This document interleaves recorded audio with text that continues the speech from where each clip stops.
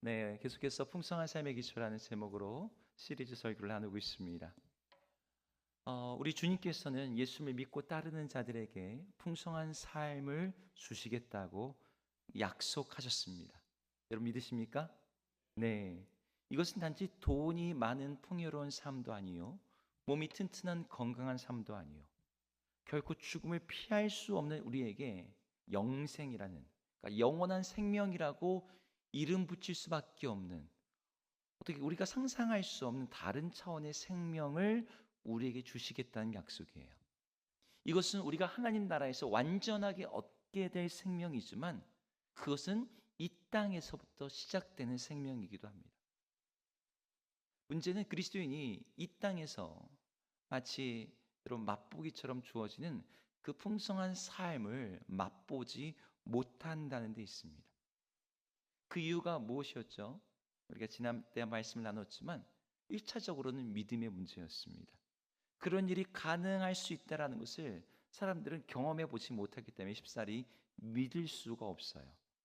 우리 주님이 신실하시고 방금 노래 불렀던 것처럼 우리를 실망치 않게 하시고 그분이 능력이 많으시다는 걸 알지만, 그래 그분이 모든 걸 하실 거라는 건 알아. 근데 그 구체적인 이 믿음의 실체가 없는 거죠. 그러다 보니까 우리 삶에 적용이 되는 믿음이 되지 않고 우리 삶에 어떤 변화와 풍성함을 주지 못하는 경우가 많습니다. 제가 지난 2주 전부터 풍성한 삶을 누리게 하는 데 있어서 우리 삶의 연속성 안에 우리가 알아야 될 것들, 과거적 측면에서 알아야 될 것을 같이 나눴습니다. 무엇이었죠? 우리는 과거에 세상에, 육체에, 세상에 죄악된 삶의 그 비참함을 기억하고 있어야 된다고 그랬어요. 애굽의 노예 생활의 비참함과 어려움을 망각하면서 광야가 조금 힘들다고 그때가 좋았지라고 돌아가려고 하는 광야 백성들처럼 우리들 안에도 세상과 마귀와 육체의 소욕을 따라 그리스도 바깥에 있던 그 과거를 여전히 붙잡고 그때가 좋았지라고 한다면 이 풍성한 삶은 지금 우리에게 주어진 선물을 우리가 보지 못하는 거죠. 그리스도 바깥에 있던 우리 삶이 어땠습니까? 허물과 죄로 죽었었고 세상 풍조와 악한 영과 육신의 정욕에 휘둘려 끌려다니는 노예적인 삶이었고 하나님의 진노가 그 위에 머물러 있는, 그래서 진노의 자녀라고 불리는 심판이 예고된 삶이었어요. 그러니까 이런 과거의 삶으로 돌이키고자 하는 그 유혹 앞에 우리는 아주 단연코 그걸 거절하고 끊어내야 되죠. 이 과거적 측면이라면 그리스도 안에 있는 풍성한 삶을 누리지 못하는 이유에는 미래적인 측면도 있어요. 그리스도 안에서 우리에게 주어질 앞으로의 영광이 무엇인지를 잘 모르고 그것을 소망하지 못하기 때문에 풍성함을 누리지 못하는 거예요. 제가 이건 여러 번 여러분에게 설명했습니다. 미래의 소망이 지금 우리의 삶을 풍성하게 만들어주는, 네, 그 비결이라는 거. 하늘의 어떤 소망이 우리 안에 너무나 선명하게 사로잡힐 때 지금 현재가 고난이어도 우리는 그 미래의 소망 때문에 기뻐할 수 있다는 거죠. 무엇보다도 지금 현재적으로 우리가 누릴 수 있는 풍성한 삶이 무엇인지를 우리는 또 알아야 됩니다. 오늘 우리가 읽은 로마서 5장의 본문에서는 그리스도로 말미암아 우리에게 주어지는 것들이 무엇인지를 말하고 있습니다. 오늘 1절을 한번 읽으면서 한번 시작해 볼까요? 1절 읽겠습니다. 시작.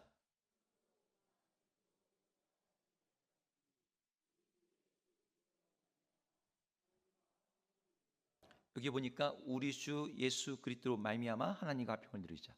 여기 사도 바울은 예수 그리스도로 말미암아 우리에게 주어진 게 뭐라고 말하고 있습니까? 하나님과의 화평을 누릴 수 있게 된대요. 여러분 로마서 5장에 우리 주님으로 말미암아라는 단어, 말미암아라는 단어가 몇 번 나올 것 같습니까? 우리가 방금 읽은 구절에서 로마서 5장 1절부터 12절 사이에서 말미암아. 여러분 성경책 있으신 분들은 한번 찾아보셔도 좋을 것 같아요. 1절에서는 그리스도로 말미암아, 2절에서도 그로 말미암아, 3절에서는 그리스도의 영으로 말미암아. 오늘 본문 우리가 읽은 번에서 7번이 나와요. 예수님으로 말미암아, 그의 성령으로 말미암아 우리에게 주어지는 것들. 근데 그 중에 세 가지는 앞으로 미래에 주어질 것들이에요. 하나님의 영광을 바라게 될 것이고 진노에서 구원을 받을 것이고 주님의 부활로 말미암아 구원, 여기서는 부활을 의미합니다. 부활을 받을 것이라는 미래적인 게 세 가지예요. 나머지 네 가지는 뭘까요? 지금 여기에서 우리가 현재적으로 누리는 거예요. 그리스도로 말미암아 지금 여기서 우리가 누릴 수 있는 거, 방금 1절에서 읽었던 하나님과 화평을 지금부터 누리게 되는 것이고, 5절에서는 성령으로 말미암아 하나님의 사랑이 우리에게 부어지게 되고, 그리고 11절에서는 하나님 안에서 즐거워할 수 있게 된다고 얘기합니다. 우리 그리스도로 말미암아 우리에게 주어지는 것들을 하나하나 다 살펴서 볼 수도 있겠지만, 오늘 그렇게 하면은 오늘 여러분 밤 12시 넘어서 집에 가셔야 될 것 같아서 오늘 11절 한 절에 더 주목해서 오늘 말씀을 보려고 합니다. 우리 11절을 한번 같이 읽어볼까요? 읽겠습니다. 시작.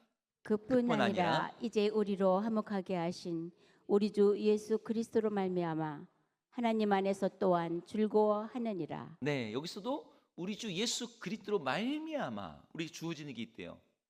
뭐가 주어진답니까? 하나님 안에서 즐거워하게 된다고 얘기합니다. 여러분, 하나님 안에서 즐거워하는 게 어떤 걸까요?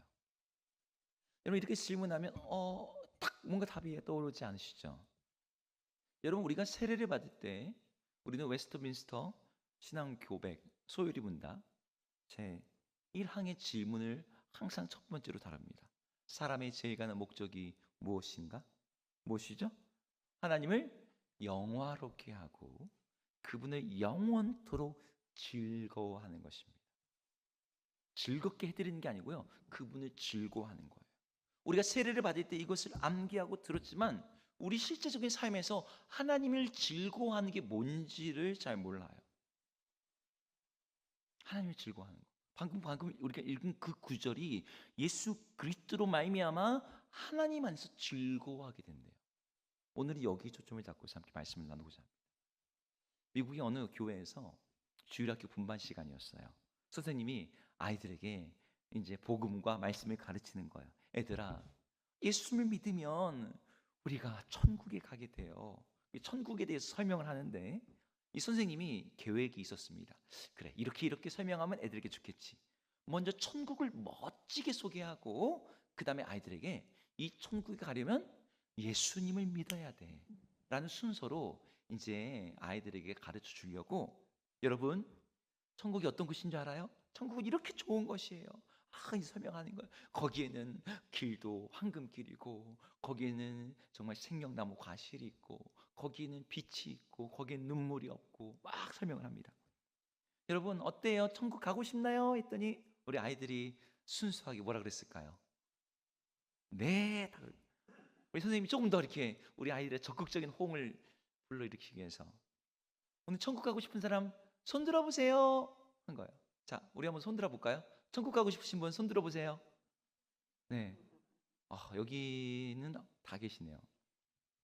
모든 아이들이 다 손을 드는 거예요. 그런데 한 아이가 손을 안 드는 거예요.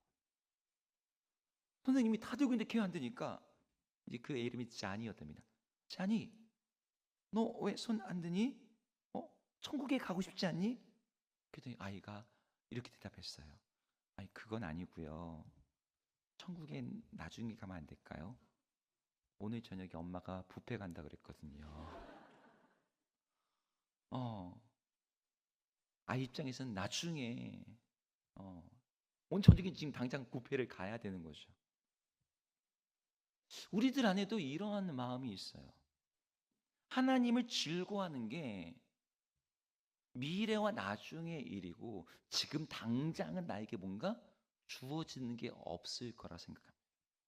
오늘 저녁에 뷔페를 가고 싶은 거죠. 하지만 오늘 11절에 하나님 안에서 즐거워하는 일이라는 건 즐거워하게 될 것이다라는 미래형이 아니라 지금 현재형인 거예요. 여러분들이 그리스도 안에서 주어지는 이 풍성함, 하나님 안에서 즐거워하는 것이 무엇인지를 배우고 누릴 수 있는 여러분 되기를 주의로 축복합니다. 아멘. 여러분, 그러면 하나님을 즐거워하는 것, 하나님을 생각하는 것, 하나님과 함께하는 것, 하나님을 갖다가 우리가 믿고 그분의 약속 안에 머물고 그분의 말씀을 듣고 지키는 이 모든 게 즐거워지게 된다는 거예요. 그분의 존재 자체가 즐거워지게 된다는 거예요. 이런 일이 그러면 어떻게 일어날까요? 이 일이 일어나게 되는, 저는 첫 번째는 하나님의 아름다움을 보는 것이라고 말씀드리고 싶습니다. 다시 한번 말씀드립니다. 하나님의 아름다우심을 보는 거예요. 여러분, 뭔가가 즐거운 건요, 이게 왜 재미있는지, 이게 왜 좋은지, 이게 왜 기쁜지 논리적으로 설명이 안 돼요. 물론 그걸 가지고 논리적으로 설명해 낼 수도 있죠. 근데 내가 그거를 이해해 가지고 즐거워지는 게 아닌 거예요. 여러분, 아름다움이 그렇습니다. 아름다움에는요, 논리가 필요 없어요. 여러분, 예술이 왜 강력한 힘을 발휘하는 줄 압니까? 보는 순간 매료가 돼요. 보는 순간 압도가 되고, 그 아름다움이 그 예술을 보는 사람, 듣는 사람, 감상하는 사람으로 하여금 그냥 뭔지 모르지만 눈물이 나게 하고 내 마음을 갖다가 움직이는 거예요. 제가 참 좋아하는 일화인데, 우리 조선시대 후기에 정조라고 하는 왕이 있었습니다. 정조대왕이 했던 여러 가지 일 중에 하나가 수원에 화성이라고 하는 새로운 군사요충지를 짓는 거였어요. 정조는 이 화성 굉장히 아름답게 짓습니다. 그래서 지금도 유네스코 세계문화유산에 해당되죠. 근데 밑에 있던 신하들과 부하들은 이 왕의 그런 이 디자인, 이 성에 대한 그런 철학이 잘 이해가 안 되는 거예요. 아니, 성이야 적군만 잘 막아내고 되면 튼튼하면 됐지 뭘 아름답게 지으려고 하는 거냐, 궁궐도 아니고. 그랬더니 정조가 뭐라고 말했습니까? 아름다운 것이 강한 것이다. 정조는 공격하고 무너뜨려야 할 성을 아름답게 만들어서 적군으로 하여금 차마 공성 무기를 던져서 저 성을 무너뜨리고 싶지 않다. 적군의 그 날카롭게 벼려진 그 예기와 공격성을 그 아름다움으로 꺾어버리고는 그런 성을 만들고자 했어요. 여러분, 아름다움은요, 사람으로 하여금 우리로 하여금 우리의 어떤 그 모든 것들을 바꿔버립니다. 우리가 하나님을 즐거워한다는 부분에 있어서, 우리가 하나님을 즐거워한다, 그분을 내가 기뻐한다, 그분을 감상한다, 그분으로 인해서 내 마음이 막 뜨거워진다, 이 일은 그분의 아름다우심을 알고 그분의 아름다우심을 보고 그분의 아름다우심을 경험함으로 우리에게 일어나는 일이에요. 사람들은 세상의 죄악을 즐거워합니다. 세상이 이걸 왜 즐거워할까요?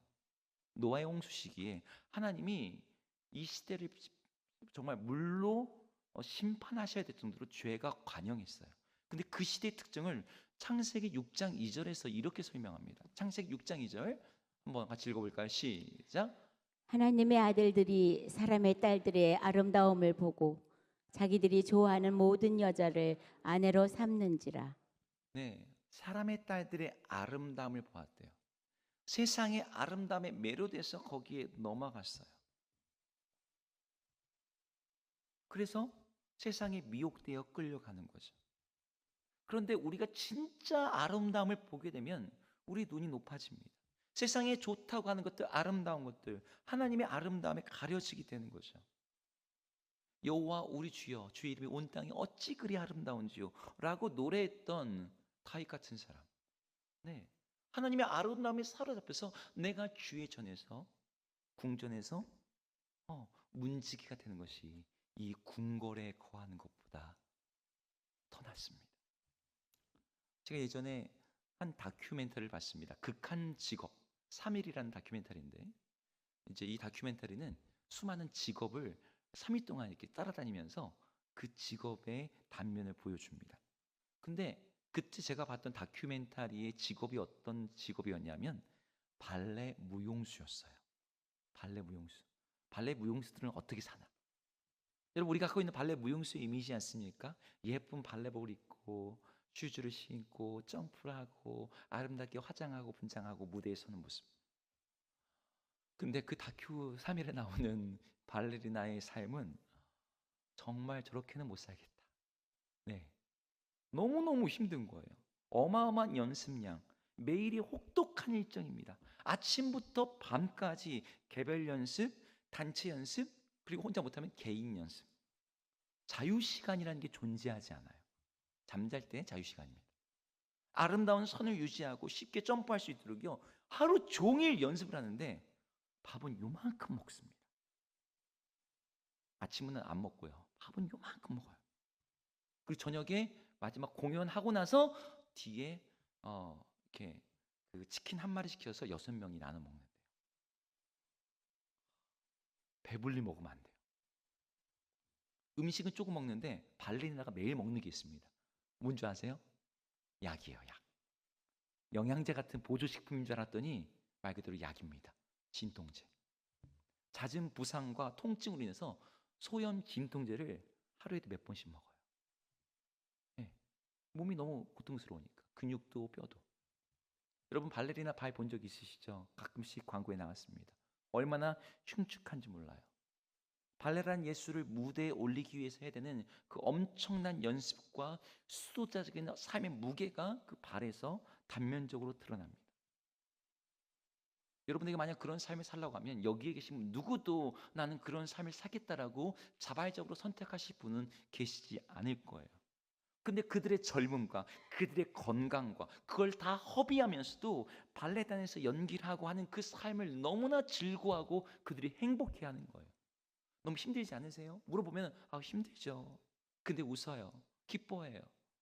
고통스러운 부상을 당하고 있는데 매일매일 진통제로 하루하루 살아가는데 왜 그러냐는 거예요. 그 다큐에 나오는 사람 한 발레리나 이렇게 얘기합니다.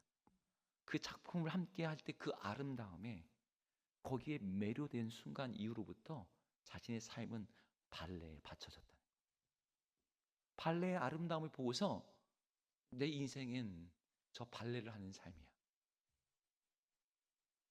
여러분 무대를 꿈꾸고 그 무대의 아름다움을 드러내기 원하면서 그 모든 어려움이 어렵지가 않게 돼요. 여러분 하나님의 아름다움을 보는 것이 마치 이런 것입니다. 그분의 아름다움을 보면 그분을 위해 사는 삶, 주님을 위해 감당해낸 고난, 세상을 거스리는 것들이 전혀 힘들지 않고 즐겁고 행복합니다. 하나님을 즐거워하는 첫 번째 비결은 하나님의 아름다우심을 보는 거예요. 여러분 연애할 때 나의 배우자가 예쁘게 보였잖아요. 멋있게 보였잖아요. 그래서 여러분 그와 함께하는 시간이 즐거웠잖아요. 하나님의 아름다우심을 보는 거. 여러분 그걸 하나님의 아름다우심을 어떻게 볼 수 있을까요? 우리도 환상이라도 봐야 될까요? 시편 8편에 여호와 우리 주여 주의 이름이 어찌 그리 아름다운지요. 이 고백을 했던 다윗이 하나님이 어떻게 아름다운지를 뭘 통해 봅니까? 주님이 만드신 달과 별들을 보니 새와 물고기와 양을 보니 주님의 이름이 온 땅에 어찌 그리 아름다운지 주의 손가락으로 지으신 것들 내가 무식한데 하나님께서 나를 이렇게 사랑하시는지 그걸 알고 나니 주의 이름이 너무 아름답다는 거예요. 우린 기록된 계시의 말씀을 통해 그것을 깨달음으로 우리는 우주를 보면서 자연을 보면서 우리 자신을 보면서 우리는 하나님의 아름다움을 볼 수 있습니다. 그분의 아름다움을 보고자 한다면 통로가 무엇이 되었든 간에 이곳에 있는 우리 모든 성도님들이 우리 하나님의 아름다우심을 사모함으로 말미암아 주님의 아름다움에 눈뜰 수 있는 그래서 주님을 즐거워하는 여러분 되기를 주 이름으로 축복합니다. 억지로 즐거워하는 게 아니라 그냥 저절로 즐거워하게 되는 거예요. 하나님을 아름다움을 보는 것이 주님을 즐거워하는 첫 번째 방법이라면 두 번째는 여러분 모두가 잘 알고 있는 방법입니다. 하나님과의 인격적인 교제 가운데 들어가는 거예요. 우리가 예수님으로 인해 용서를 받았다라는 사실과 확신만으로는 우리가 하나님을 즐거워하는 것이 불가능해요. 뭔가를 즐기려면요 인격적인 관계 속에서 즐겁습니다. 아름다운 예술 작품을 볼 때 우리가 즐겁죠. 하지만 거기에 인격적인 교감이 없어요. 그래서 예술 작품을 갖다가 관람하는 것보다 더 깊은 즐거움과 기쁨은 교제 가운데 있습니다. 대화하고 말이 통하고 마음이 통하고 정말 우리 영혼이 하나 되는 것 같고 그런 때 주어지는 그 기쁨과 즐거움은요 어떠한 기쁨과도 비교할 수 없어요. 우리 주님은 우리로 하여금 하나님을 즐거워할 수 있도록 멀리 계시지 않고 자기의 믿는 백성들에게 보이시기를 기뻐합니다.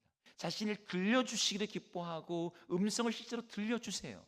하나님과의 인격적 교제의 길을 열어주시고 그분과의 교제로 우리를 초대하십니다. 제가 이번 주에 청년들 2명을 신방하는데 청년들 신방할 때마다 제가 참 많이 도전을 받습니다. 왜냐면 우리 청년들이 우리 하나님을 만난 이야기들을 해주는 거예요. 우리 주사랑교회 와서 만난 이야기. 예배드리다가 환상 본 친구 제가 예전에 말씀드렸죠? 예배 중에. 또 어떤 한 청년은 예배 끝나고 집에 돌아가서 자는데 마침 제가 그 주에 선부 때 하나님이 꿈으로 말씀하시다. 그 설교를 했는데 집에 가서 꿈을 꿨는데 꿈에서 예수를 만난 거예요. 그래서 그 주님을 만난 이야기를 제가 또 들었습니다.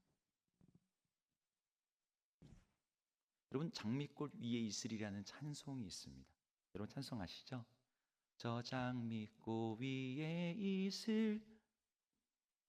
근데 그 후렴 부분이 이렇게 돼요. 주님 나와 동행을 하면서 나를 친구 삼으셨네.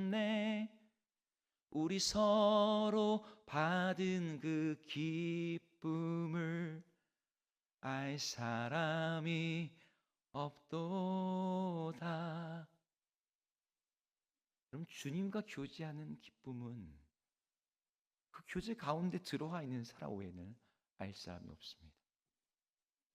여러분 주님과 교제하는 그 기쁨을 여러분 누리셔야 돼요. 기도하는 특권, 우리 안에 주신 그 성령의 내주하심으로 말미암은 그 놀라운 선물, 하나님과의 그 인격적인 교제가 가능하다는 것. 여러분 세상에 어떤 종교에 어떤 신이 자기를 믿는다고 하는 그 사람들과 인격적인 교제가 가능하다고 말합니까? 불교? 힌두교? 이슬람교? 어떤 종교가 그걸 말합니까? 어떤 종교에서도요 인격적으로 내가 너와 교제하겠다라고 말하는 종교가 없어요. 하나님은 근데 우리에게 그 길을 열어놓으신다는 거예요. 문제는 뭐예요?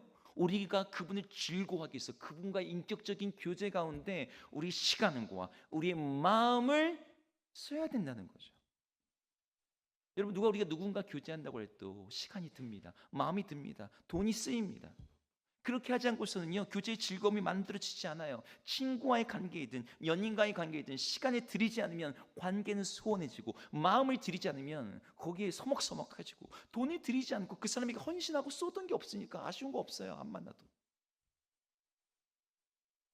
그런데 우리 삶의 자원을 쓰지 않고 시간을 내지 않고 마음을 거기에 집중하지 않으면서 우리 주님과 인격적인 교제의 즐거움을 우리가 누리겠다는 건 그거는 불가능한 일인 거죠.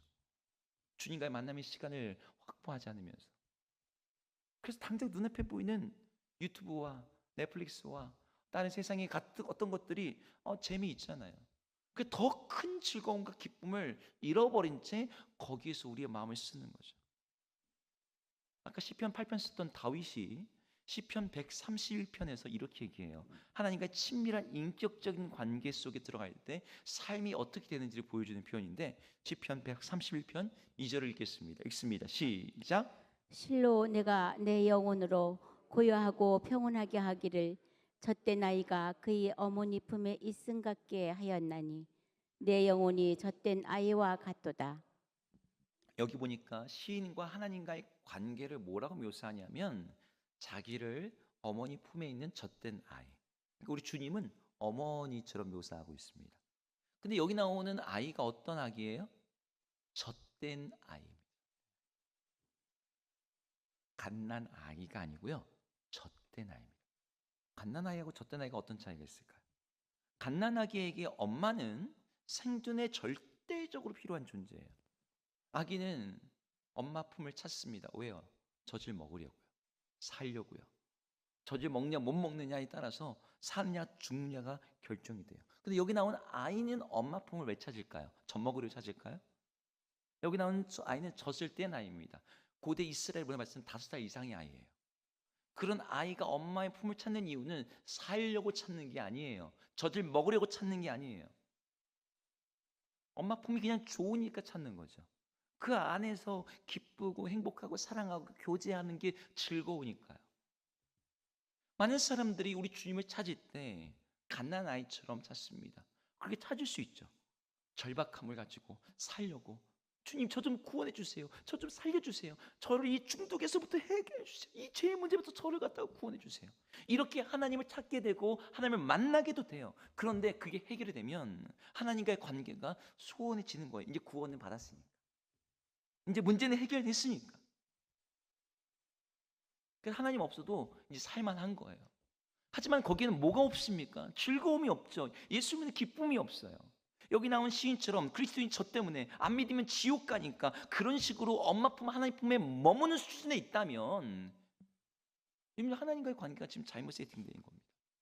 엄마 품에서 평안하고 따뜻하게 쉼을 얻고 그 안에서 안전함을 누리면서 엄마 품에 달려가는 그런 아이. 여러분 갓난아이는요 엄마가 안 보이면 웁니다. 배가 고파도 울어요. 하지만 젖된 아이는 다릅니다. 엄마와의 애착 관계가 형성되어 있어 인격적인 교제가 되는 단계예요. 그래서 엄마의 돌봄이 계속될 것이라는 신뢰를 가지고 있고, 엄마가 즉시 내가 필요한 걸 채워주지 않아도 엄마를 의지하고 정서적인 친밀함과 안도감을 가지고 있어서 엄마가 지금 당장은 없더라도 돌아올 것이고 나를 사랑할 것이고 나를 붙들어 줄 것이라는 그런 심리적 안정감, 그런 믿음이 있어요. 저는 우리 성도님들이 이 주님과 인격적 관계 안에서 하나님에 대한 이 신뢰감과 안정감이 깊이 있는 단계까지 나아감으로 말미암아 여러분 상황이 지금 배고플지라도, 하나님이 눈에 안 보일지라도 여전히 그분을 즐거워할 수 있는 여러분 되기를 주 여러분 축복합니다. 그러기 위해서는 여러분 우리 주님과 인격적인 친밀한 교제로 들어가셔야 되는 거죠. 세 번째, 우리를 풍성하게 하는 것, 하나님을 즐거워하게 하는 세 번째 방법은 하나님을 사랑하는 겁니다. 제가 이 세 번째를 얘기하지만 이 말이 이상하게 들릴 거라는 걸 저도 압니다. 하나님을 즐거워하기 위해서 하나님을 사랑해야 된다는 말이 약간 어폐가 있어 보여요. 우리는 사랑을 정확히 정의하기는 어렵더라도 사랑이 대충 뭔지는 다 알고 있습니다. 여러분 사랑 안에는 두려움이 없고 사랑 안에는 평안과 기쁨과 담대함이 있다는 것도 알아요. 오늘 우리가 읽은 본문 5절에는요 그리스도로 말미암아 주어지는 것을 설명하는 구절에서 5절은 이렇게 얘기합니다. 5절 한번 같이 읽어보겠습니다. 시작. 소망이 우리를 부끄럽게 하지 아니함은 우리에게 주신 성령으로 말미암아 하나님의 사랑이 우리 마음에 부은 바 됨이니. 여러분 하나님의 사랑이 우리 마음에 부음받았다, 이게 무슨 뜻입니까? 많은 분들이 다 로마서 읽으시잖아요. 여러분 이 구절이 무슨 뜻이에요? 하나님의 사랑이 우리 마음에 부어줬다. 하나님이 막 우리 마음에다 막 사랑을 부어줬다 이런 뜻입니까?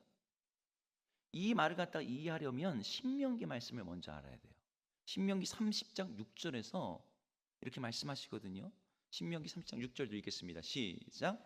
내 하나님 여호와께서 네 마음과 내 자손의 마음에 할례를 베푸사 너로 마음을 다하며 뜻을 다하여 내 하나님 여호와를 사랑하게 하사 너로 생명을 얻게 하실 것이며.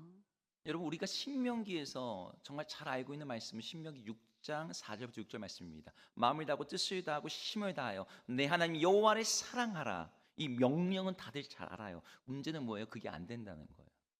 하나님을 사랑하는 게 잘 안 돼요.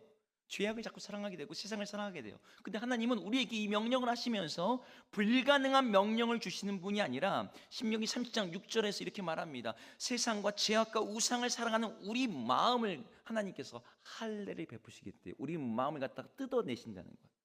그래서 하나님을 사랑하도록, 하나님을 사랑할 수 있도록 우리의 마음을 바꾸시고, 그래서 하나님의 사랑이 우리 가운데 부어진 바 되어서 그로 말미암아 우리가 생명을 누리게 한다. 이게 신명기 30장 6절 말씀입니다. 내 하나님 여호와를 사랑하게 하사 너로 생명을 얻게 하실 것이다. 그러니까 예수님을 믿을 때 성령님께서 우리 마음에 근본적인 변화 자체를 일으키신다는 거예요. 하나님을 즐거워하는 것은요 그분을 사랑하는 마음이 우리 가운데 부어질 때 일어납니다.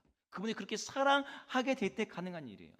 하나님은 우리가 하나님을 즐거워할 수 있도록 그분의 사랑하는 마음을 부어주기를 기뻐하세요. 그러면 누구에게 그 마음을 주실까요? 누구에게? 하나님을 사랑하고자 하는 자들에게. 말이 옆에 있는 것처럼 보이지만 여러분 성경은 모순된 것처럼 보이는 이야기를 합니다. 근데 여러분들이 하나님을 사랑하고자 할 때요, 그 마음이 우리 가운데 부어진다라고 주님이 약속하세요. 여러분들이 좋아하지도 않고 사랑하지도 않는 사람과 보낸 시간이 즐거울 리가 없습니다. 사랑하지 않고 무서워하고 두려워하는 사람, 돈꾸러 가는 그런 것처럼 가는 길에 흥겹고 신날 일이 없죠. 근데 많은 사람들이 하나님께 그렇게 나가요. 죄지어서 머리 숙이고 혼날까 봐. 오늘 뭐 필요한데 뭐 달라고 해야 되나, 또 달라고 해야 되나, 이런 입장으로 하나님께 나아가니까 그분께 나가는 게 즐거울 수가 없습니다. 그런데 사랑하게 되면 보고 싶어서 가게 돼요. 그렇게 가는 길이 즐겁습니다. 보고만 있어도 즐거워요. 여러분 연애 때 그러지 않으셨습니까? 네, 지금 딱 한 분만 고개를 끄덕이셔가지고 제가 인천에 살았는데 청년 때, 그때 제 아내가 서울 성북구 장미동에 살았습니다. 지하철로 가면 한 2시간 10분 20분, 차로 가도 맨날 2시간, 그 경인고속도로가 맨날 막혀요. 왕복하면 4시간입니다. 근데 처음 소개를 받아가지고 만나고 이제 한 달 뒤부터 교제를 시작했어요. 정식 교제를 시작하고 난 지 4개월 만에 이제 결혼을 했는데요. 네, 이상한 데서 감동을 받으시네요. 와, 4개월 만에, 여러분 되게 빠르다 생각할지 모르지만 정말 어마어마하게 긴 시간이었습니다. 제가 매일 하루도 빼지 않고 왕복 4시간 인천에서 서울을 왔다 갔다 했어요. 주일에도, 토요일에도, 금요일에도. 새벽기도 끝나면 무조건 서울 나와서 말씀 준비하다가 예배 시간 되면 내려가고. 네. 근데 힘들지 않았습니다. 멀게 느껴지지 않았어요. 왜 그랬을까요? 그 사랑인 거죠. 제가 아는 목사님께서 미국에서 교회를 하시다가 이제 한국에 오셨는데, 그분이 이제 설교를 하신 얘기를 듣게 들었습니다. 그 권사님이 남가주 사랑의 교회를 다니셨는데, 이 남가주 사랑의 교회가 어디 있냐면 남가주, 그러니까 로스앤젤레스에 있습니다. 네, 로스앤젤레스에 있는데 이 권사님이 사는 도시가 어디냐면 샌프란시스코예요. 네, 샌프란시스코에서 로스앤젤레스까지 차로 120, 160 달려가지고 4시간입니다.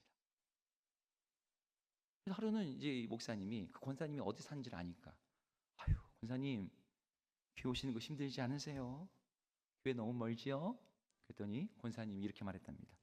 아유 목사님 교회가 멀긴요, 집이 멀지요. 교회 오는 길이 한 번도 멀다고 생각해 본 적이 없대요. 교회 가는 게 너무 좋아서. 제가 그때 그 설교 듣는데, 와, 저런 성도랑 같이 목회하면 너무 목사님 행복하겠다 라는 생각이 들었는데, 지난주에 그 말을 저도 들었잖아요. 우리 한 청년이 3부 예배 시간에 간증을 이렇게 했습니다. 이 청년이 간호사예요.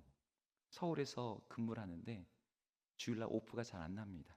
예배를 들쑥날쑥 드리게 된대요. 근데 우리 주사랑 교회 나오기 전에 예배 시간이 항상 교회 가면 핸드폰 이렇게 하고 있고, 코로나 때는 더 예배를 안 드리니까 나중에 더 크면 나는 교회를 떠날 것 같다, 이렇게 스스로 생각을 했대요. 근데 교회 오면서 함께 예배하면서 30시간 연속 근무를 하고 뭐 얼마나 피곤하겠습니까? 여러분 거의 이틀 갖다 잠 못 자고 있는 거잖아요. 이천에 내려오는데 2시간 걸려서 내려오는데 예배를 드리는데 그게 피곤하지 않고 행복하고 기다려진다고. 선부 예배 시간에 간증을 하는 거예요. 예배하는 게 기쁨이라고.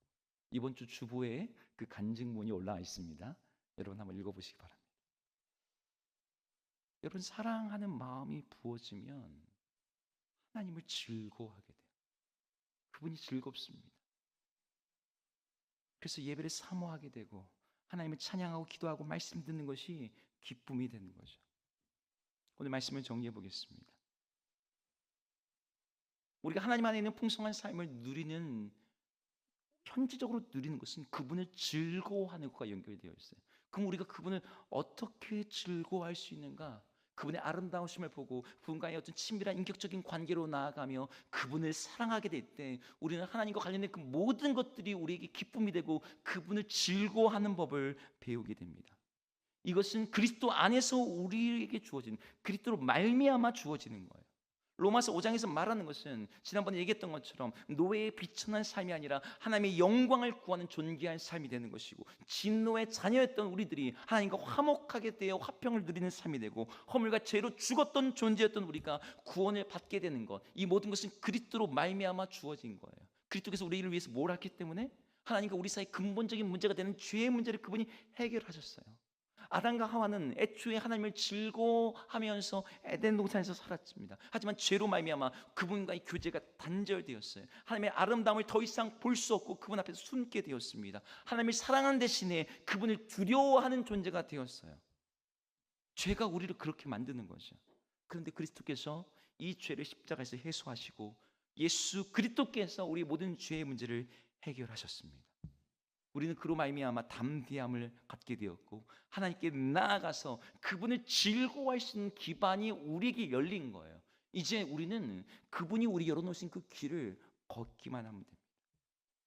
이곳에 계시는 우리 모든 성도님들이 우리 예수님이 우리를 위해서 여신 이 놀라운 길을, 그분이 주님과의 교제의 길, 주님의 아름다움을 볼 수 있는 길, 우리 주님을 더욱더 사랑하게 되는 주의 성령으로 말미암아 우리 가운데 보시는 그 사랑을 정말 누리고 경험할 수 있기를 주의 이름으로 축복합니다.